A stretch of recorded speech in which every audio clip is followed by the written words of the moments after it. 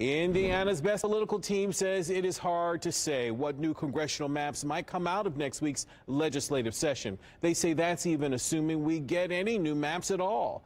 Our Garrett Bergquist talked to them for this week's episode of All Indiana Politics.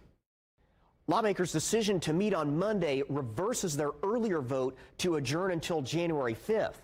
Indiana's best political team says new maps are still no guarantee.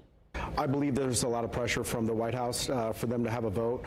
With the fact that the House is saying that they have the votes to get it past redistricting, I think that they want Speaker Houston to have a vote, because if it passes through the House, then it puts an immense amount of pressure to the Senate. Additionally, if they wait till that January deadline, then they have to change the election calendar, which means most people probably realize that the primary is the first Tuesday of May and the general is the first Tuesday of November. If they don't pass these new maps in December and they wait till January, then there's a huge issue with having to change the election cycle. And so that could cause serious problems with changing those election deadlines.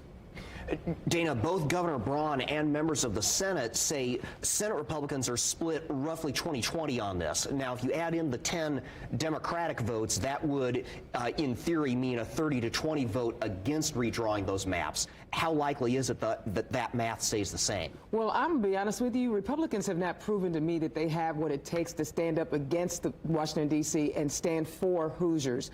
Listen, you guys can talk about having the vote on the record and all of that other good stuff, but the bottom line is majority of Hoosiers do not want redistricting. Dana, as we see, there's at least 8 Senate members that have been swatted. They are standing against the White House and standing against redistricting. I'm not sure if redistricting is the right move for Hoosiers, but I think that it'll be interesting to see the vigorous discussion between the House and the Senate. And also, we don't know if it's going to be a 9-0 map.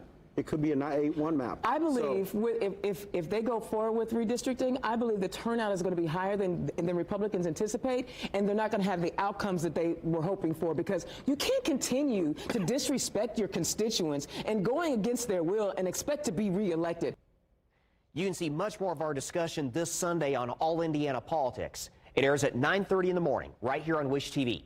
I'm Garrett Bergquist for Wish TV and WishTV.com.